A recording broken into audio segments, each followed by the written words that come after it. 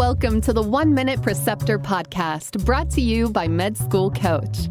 Each episode, get clinical rotation advice and tips to prepare for your externships in healthcare.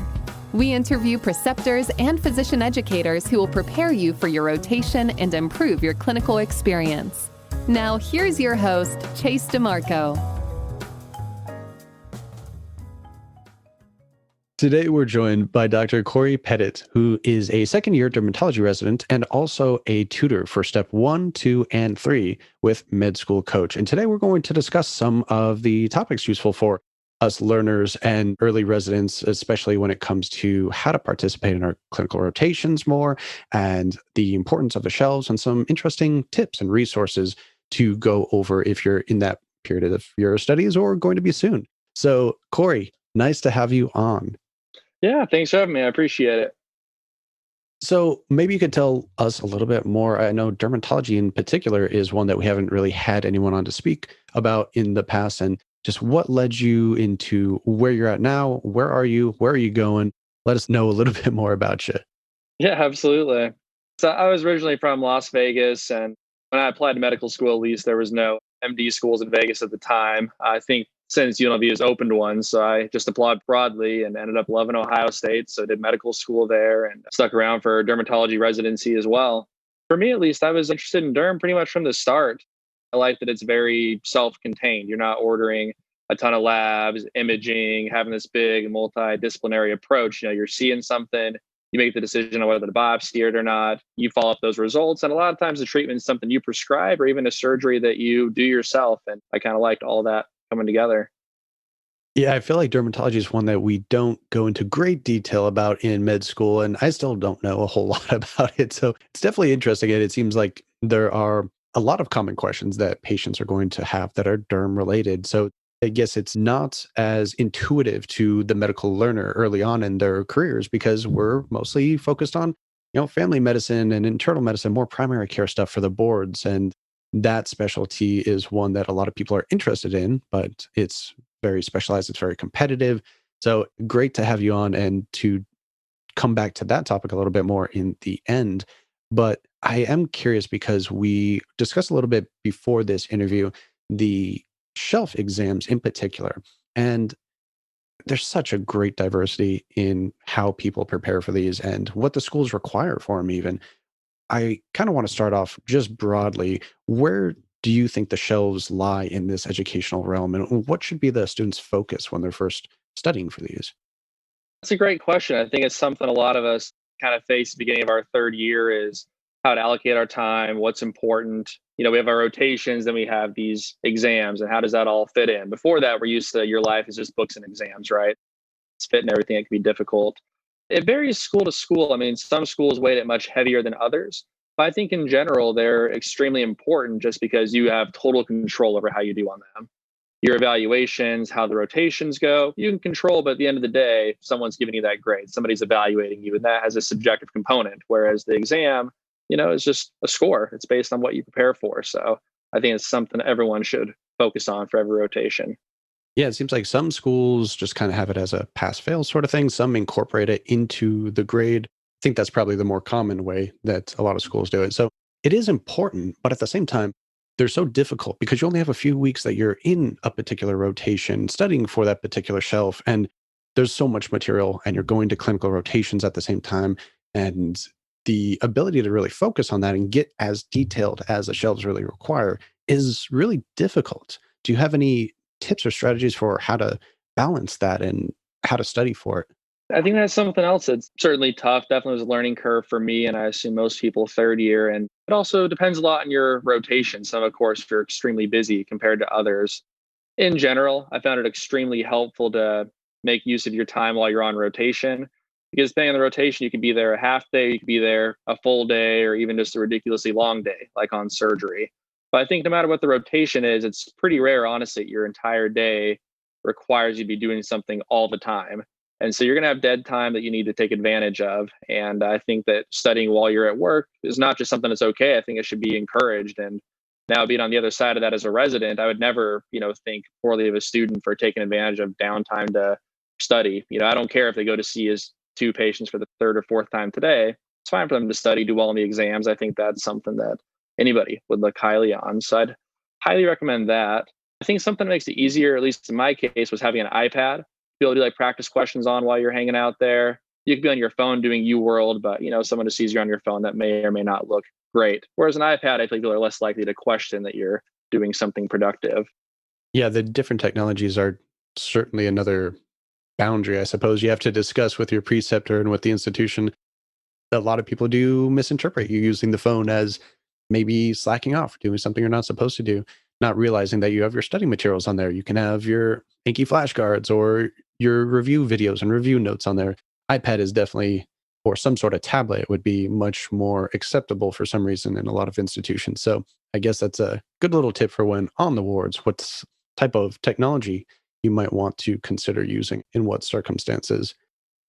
I know with the core rotations that I had to take through my school, the shelves were geared towards, I want to say, without being that far in my education personally, it's probably somewhere between the knowledge you need to know for step 2 and somewhere, and the other end being the boards that you have to take later on as specialty boards.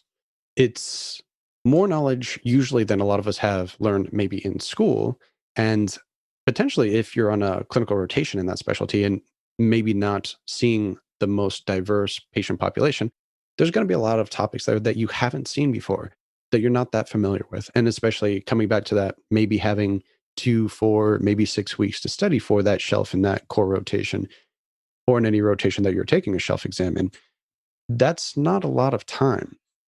Besides studying on the wards whenever you have extra time, assuming your preceptor, your attendee is going to let you, what are some other ways that maybe students can plan accordingly and utilize their time a little bit better to help advance their shelf scores? I think the big thing is it is kind of treated like a marathon, not a sprint. It's kind of like dedicated, where you just have to be consistent, in my opinion. And obviously, you're not going to be putting in 8 to 10 hour days of study and like during dedicated, since you're on rotations. But I found that even a few hours every single night, as long as you're consistent, goes a very long way. And then you're going to have at least one day off a week, maybe even 2, depending on the rotation. And then those days you can really hit it hard. And so I just blocked out time. I knew on a certain rotation I was home around 5, and I knew I was studying until 7:30. Then I was having dinner and I was done for the night. And doing that every day added up pretty quickly. And you're seeing stuff on the wards to reinforce it. And I think that certainly can help. I think that you can't count on the wards or clinic to teach you everything you have to know, because they're going to test you on the esoteric genetic syndromes, all the weird stuff. And even if you're at some big academic center, you're not going to see everything, right? Especially not in 4 weeks. So they'll reinforce some of the more common things. But at the end of the day, you've got to put in the extra time and outside of work to get all that down. It sounds like a lot of the skills might be similar to what we discuss in the Medical Anemone podcast or in other past episodes, where it really comes down to using certain types of strategies like spaced repetition to get in as many repetitions as you can before the exams. And also, like you said, the consistency, sort of habit building is going to go a long way in making sure you're prepared for each of these benchmarks in your academic career.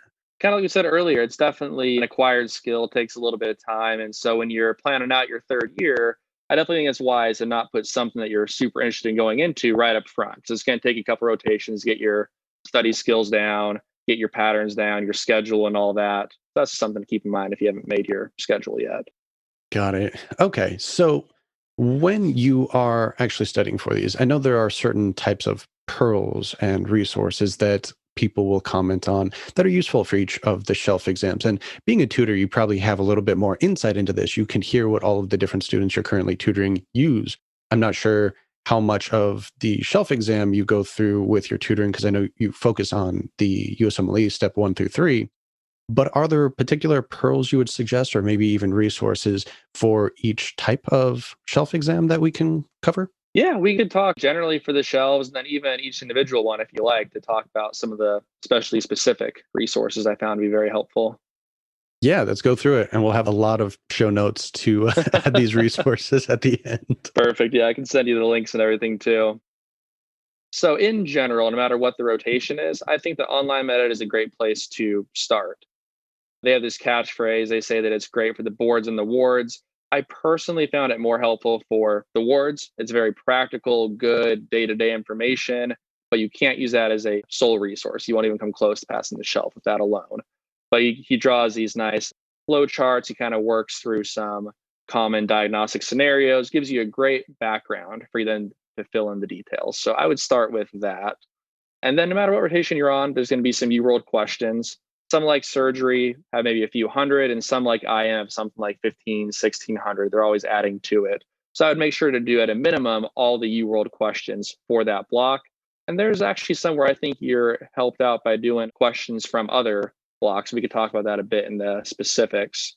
Most of the specialties, I think there's maybe 1 to 2 books that are helpful. But I think in general, it's important to not go crazy with those.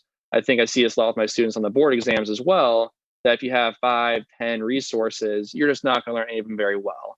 I'm all about consolidation, pick a couple and just get those down extremely well. And if you know what's in there, you can do very well.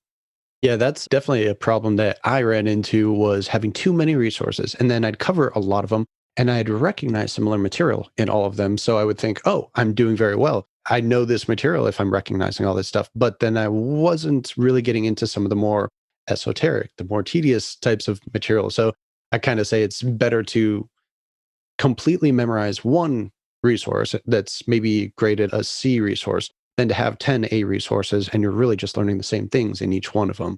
And I think that's a failure that or a mistake that a lot of students can fall into very easily. They get that illusion of knowledge and not really getting into some of the harder topics and harder to memorize and really focusing on their weaknesses, I suppose.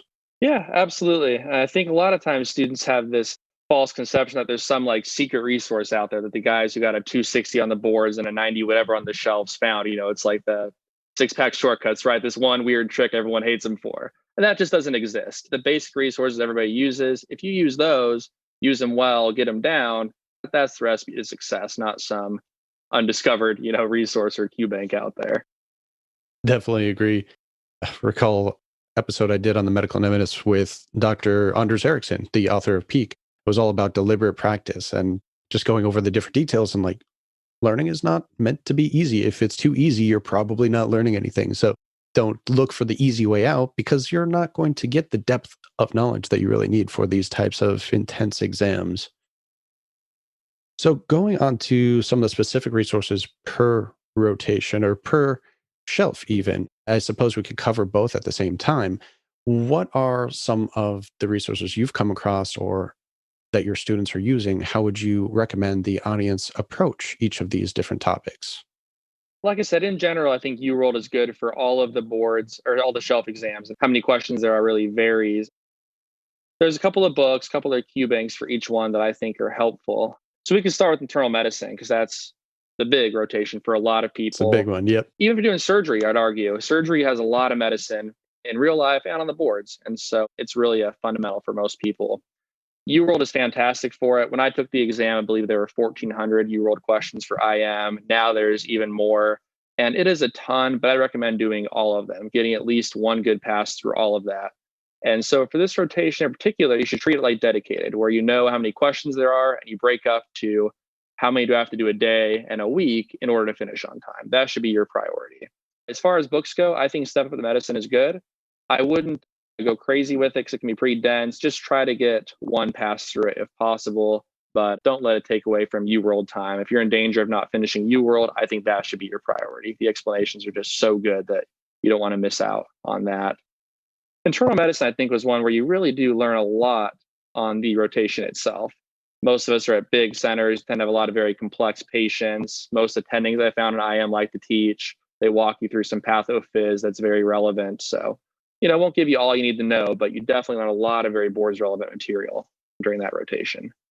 I think my first internal medicine rotation, luckily I got to retake it as an elective because my first one was actually at an outpatient clinic, a private practice clinic. So there wasn't that diversity. There wasn't that, I suppose, the experience that a lot of students in a larger institution, university setting might have. So just kind of knowing that going forward, if that's such an important aspect of a lot of the shelf exams or the step exams in particular, it's sort of primary care need to know foundational aspect that not having that experience, as a lot of students might, whether they came from a international medical school like I did, or even if they're US med students that just maybe had a preceptor that they couldn't really get along with or learn from very well. Having these other resources can be invaluable in progressing through their academic paths. Yeah, it absolutely can. And while it's helpful to see stuff in real life, I honestly think for the shelf exams and the boards, it's not necessary. Honestly, there were some days where I felt like I'd rather have a easier day where I'm not seeing as many complex patients and have more time to study. I think I would have done better. So it's not necessary by any means. So I guess from internal medicine, probably the next one, like you said, would be surgery.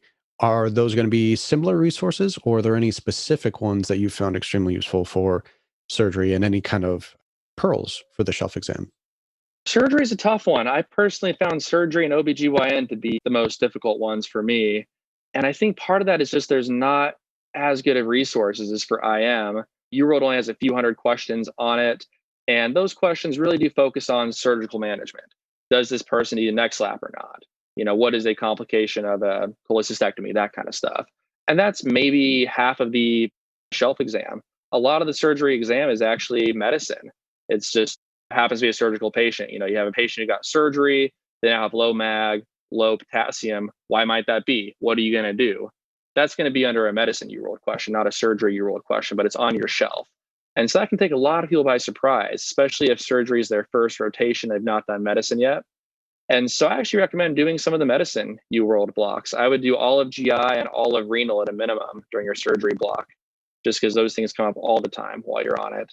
And GI in particular, just because so many GI diseases require surgery at some point, they could very much ask you a medical question about Crohn's disease, and that person later requires surgery. So it's technically fair game. As far as books go, Pestana, of course, is the gold standard. I think everybody has a PDF of that floating around. It's like 50, 60 pages. It's one of those things you have to know all of, but knowing all of it is not sufficient. It's a good primer and then a good review. As far as books themselves, I think most people use the Virgilio or NMS cases. I prefer NMS cases personally, but I think you can get through one of those two. That is more than enough. Gotcha. Yeah, it did seem like when I was studying for that shelf that I did the normal ones, as you would say. And I think tried to start NMS or case studies, but they're very, I would say, extensive, very long for the amount of material that you can get through it. And being a slow reader, that was just not a great resource for me in particular. But I think it's important to note that, yeah, doubling up with your internal medicine material at that point in time, especially if you didn't get to finish it all during your IM rotation, that's a good time to go back, finish it up. There's going to be a lot of overlap, a lot of correlation with the treatment side of those diseases. Like you mentioned, especially with gastro, is going to end in a surgical management aspect.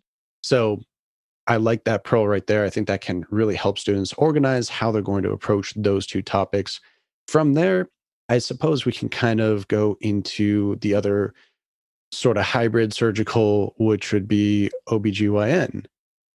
OB-GYN is a weird one because it's kind of its own world. I found that a lot of the exams, especially IM, family med, if you did well on step one, a lot of that knowledge kind of correlates, right? There's a lot of next step questions that weren't on step one, but if you have a good understanding of pathophys, you have a great foundation for answering those questions. OB-GYN is just kind of its own world. I did not find that to be the case, which was pretty tough. The pro to it is there's honestly not a lot of material. At least at the M3 shelf level, there's not all that many diseases. And then pregnancy and delivery, of course, is kind of its own beast you have to master. But at the end of the day, not a whole lot of stuff they can test you on. I do think it's one where you want to have some sort of text that you're getting through. Blueprints is a bit denser, but it's one of those that if you get through all of it and really understand it well, there's no reason that you shouldn't crush the shelf. It's just a matter of whether you have the time or not. And OB is, of course, one of the busier rotations at most of the institutions, so that can be difficult. UWorld was helpful, but again, there's not a ton of questions, so that can be one of the difficulties. I know some people liked those UIs questions. I believe a lot of our attendings recommended those. They're kind of more geared towards residents, is my understanding. So I found them to be, I don't know, maybe half the questions were helpful and half weren't. And I feel like I spent so much time trying to determine, is this something I have to know or not, that ended up being super productive for me at least. So I did UWorld, I did blueprints, and then I did a little bit of case files, and that was more than enough to do well. One quick pearl for it is I was surprised by how much ID there was on the exam, actually. So we tend to think about delivery, postpartum period, that kind of stuff. But they really did test a lot of STIs. And there was a lot of pictures. Is this molluscum? Is this syphilis? Is this gonorrhea? And so I'd make sure you have those down and can recognize kind of some basic pictures and basic treatment of those. I had a similar problem where I did not know what was going to be useful for the exam. And it was a topic that wasn't covered in my school at all. It was all brand new. I don't have a kid, so I don't have like that experiential learning. I was completely lost for most of that. I think I was reading blueprints as well at the time. It's a pretty extensive book. And like you said, UWise, that was another recommendation I heard of. And that is a little more than you're probably going to need to know for the shelf exams. But I guess kind of STIs, maybe even some UI related questions, a lot more microbiology in there than you would think, a little bit of surgery, a little bit of preventative maintenance too, to some degree. But you have to figure a lot of patients are going to come in and might not have had prenatal care. So you're going to get a lot of questions potentially on those types of patients and what to look out for. Yeah, absolutely. All right. From there, I think family med is, at least for the shelves and boards, preventative maintenance and everything else kind of gets roped into internal medicine anyway. So I'm not entirely sure how to focus on that either. I just know there's a lot of dates and, how old is someone when they need to be screened for this was a huge part of it. Other than that, I don't know how to provide any more guidance for that topic.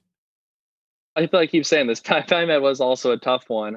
I mean, when it comes down to it, if you want to do really well in family med, I think the most helpful thing is to honestly take it later than a lot of your other rotations, because every rotation feeds into it a little bit, right? I am, of course, by far the most, but you get a little bit of OB-GYN in there, a little bit of surgery in there, even a little bit of psych, honestly. So if you've been exposed to all those things, you honestly have most of the knowledge that you need, and you can add in some of those specific preventative screening tests. If you're taking it early, or say you really want to go into family meds, you're doing it middle of the year when you're at your peak, UWorld is helpful. When I took the exam, there was no family med section. My understanding is there's actually a family medicine section on UWorld now, which is great. When I took it, we would just do IM questions. And if it took place in an office, that was fair game. If it was a hospital question, we skipped that. And that was kind of the best we could do as far as questions go. There is a QBank for family med. I can't remember the name off the top of my head because I barely used it, but it's recommended a lot, but it's more geared towards residents as well, kind of like the UI's questions are. So I did not personally find that one to be very helpful. Step of the Medicine is great for family med. It has a whole like ambulatory chapter at the end that's maybe 40, 50 pages. I would make sure you have that down very well. Like you mentioned briefly, the screening is kind of its own thing that's not covered a ton by the other rotations. The screening that they use is the US Preventive Task Force, the A and B recommendations. There's like a little sheet of maybe 25 or 30 of those you can print off. And I just actually carried that with me in clinic, and I would glance at that every now and then during free time to try to really memorize those, because it's just memorizing these random facts, really. Yeah, I feel like the screening and the vaccine schedules were also a part of that, which do overlap somewhat with IM, but also seemingly just much more detail. And I'm terrible at remembering those. It's just rote memorization for me. And the other, I think the AFP actually has a free QBank on their website as well, but that too might have been more geared towards residents. I don't recall at this point. I did that way, way early in my studies many years ago, and I can't recall the complexity of it anymore, but possibly one more resource that the audience can utilize. And something else for family med is definitely don't neglect dermatology. That's not just I'm a dermatologist. Most of your medical education, honestly, you're fine neglecting dermatology. But for family med, that is not the case. That's the one time you got to hunker down, look at some rashes. There were a lot of dermatology questions on there. And like you said, you get maybe a week of dermatology training, M1, M2 year. So just get through that chapter, step up the medicine, look at a few pictures of the common rashes, be able to differentiate them, and you'll be golden. Sounds good. All right. So we have IM, family med, surgery, OB-GYN. I guess we could do psych next. Yeah, psych, I actually thought was not bad. It's similar to OB-GYN in that there's not a lot of material for you to study. But fortunately, I thought a lot of it correlated pretty well with step one material that you already know.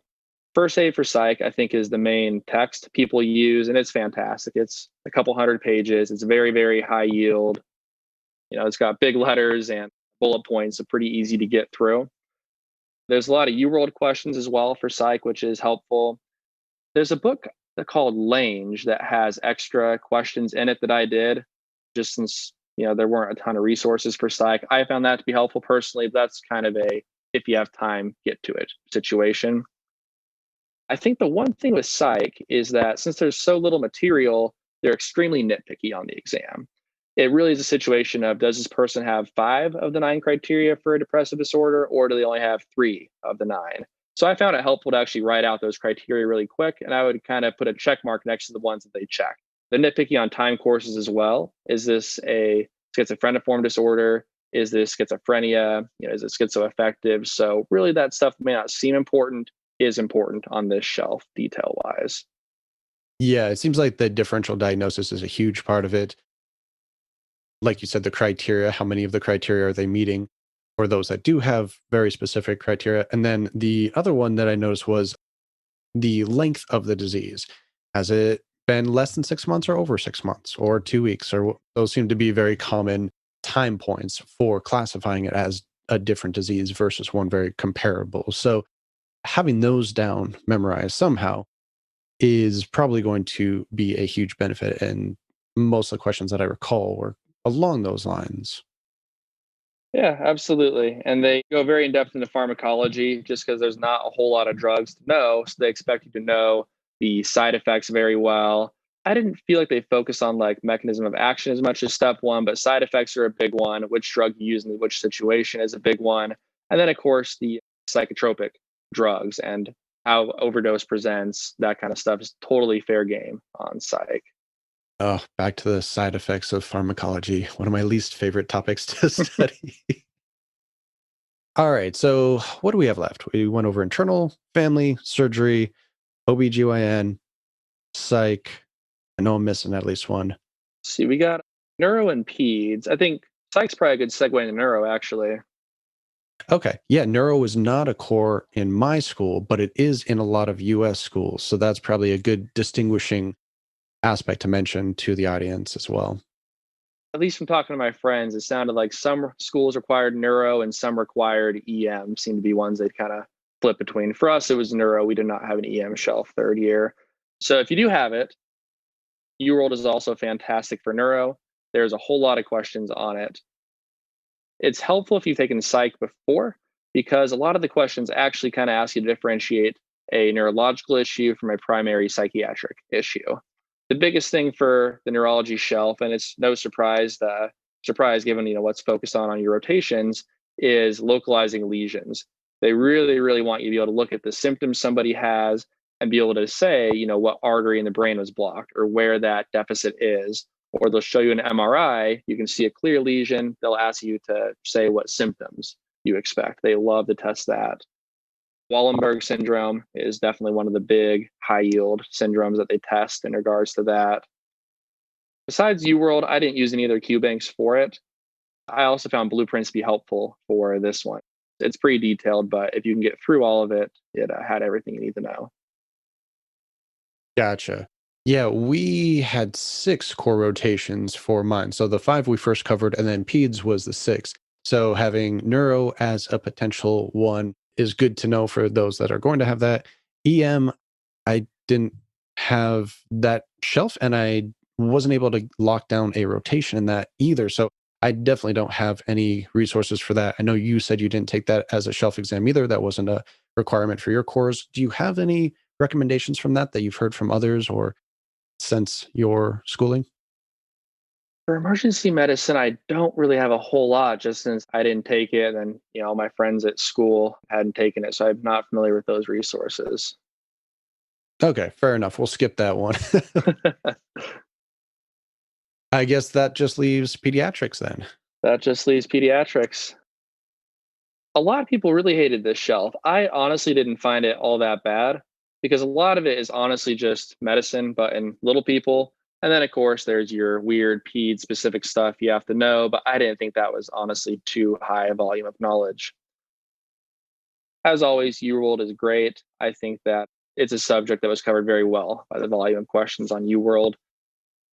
As far as texts go, I liked NMS Pediatrics.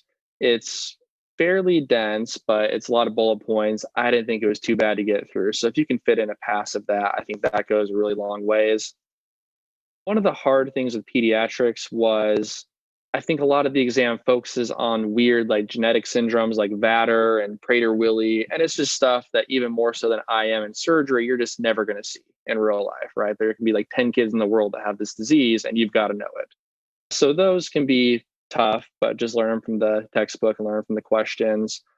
The developmental milestones are something people spend a lot of time on, and I just feel like it was not asked all that much. You'll probably get a couple of questions on it, so don't blow it off altogether, but don't spend hours and hours and hours on it. That can be spent better elsewhere.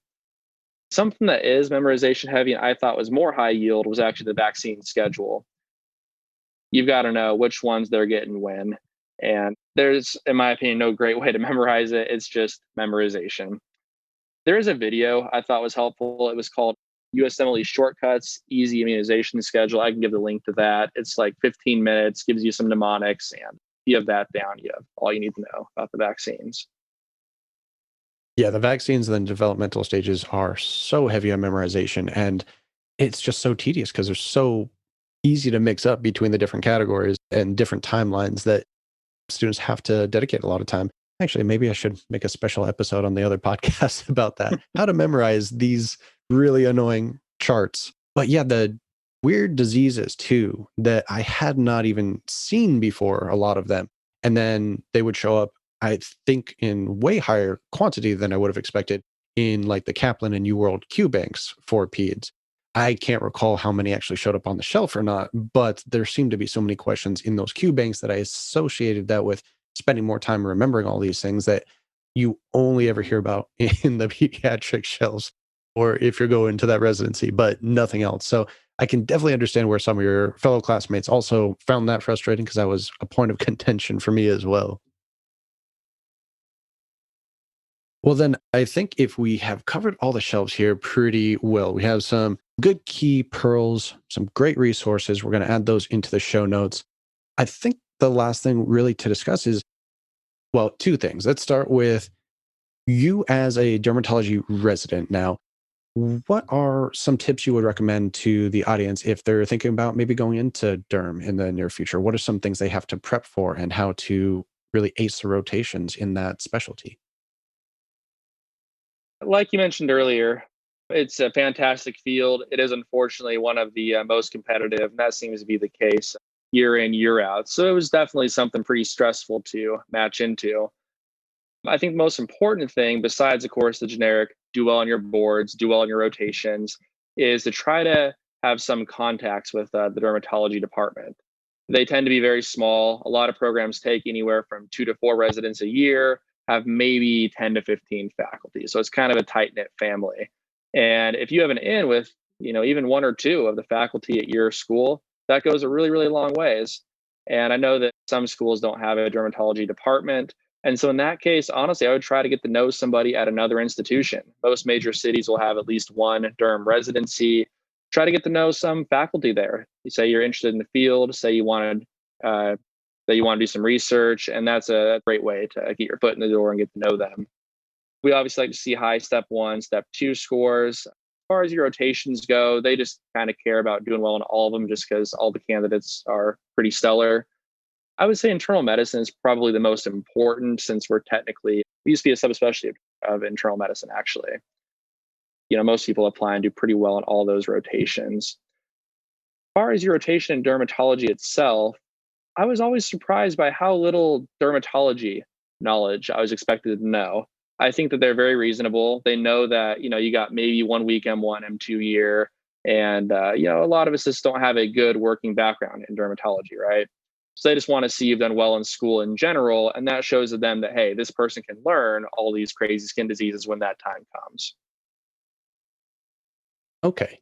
Yeah, that seems odd that they would not really put as much emphasis on that. But like you said, not getting a lot of education in derm beforehand. So it would be hard to really expect to know that much unless you had a really intense clinical rotation in that specialty, which is still pretty difficult to get from my understanding. Don't know a whole lot of derm preceptors out there currently.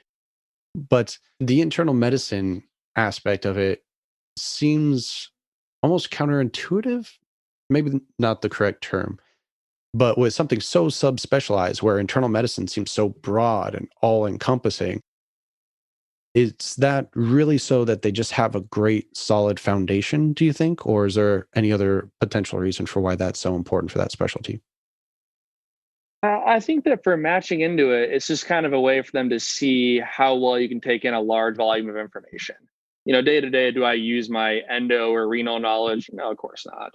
But I did well on those shelf exams, and that shows them that, hey, you can buckle down, you can study, you can take in all this different information. And that's what they want to see.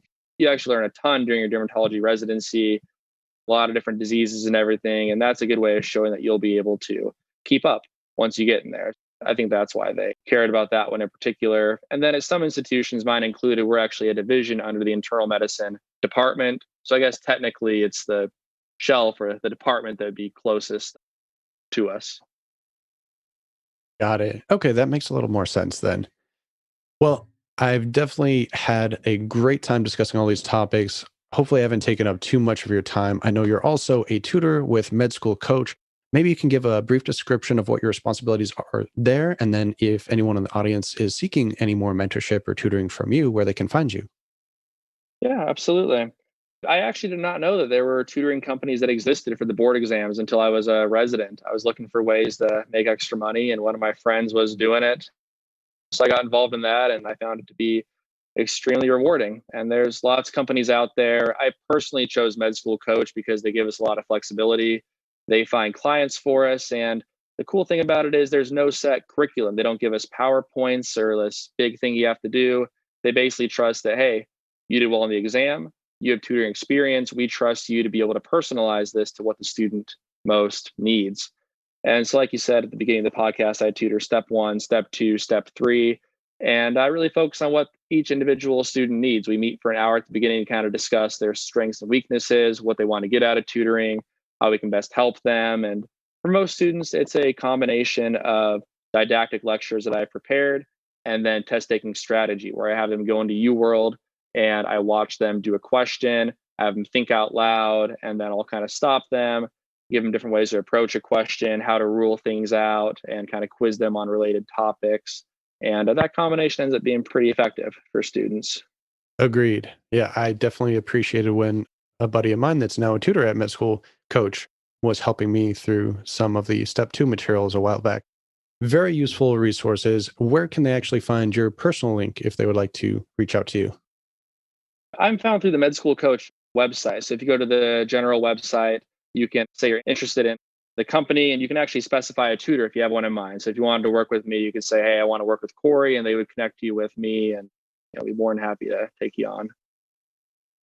Sounds great. Well, Dr. Cory Pettit, thank you so much for coming on the show and sharing all of your expertise with us today. Yeah, it's my pleasure.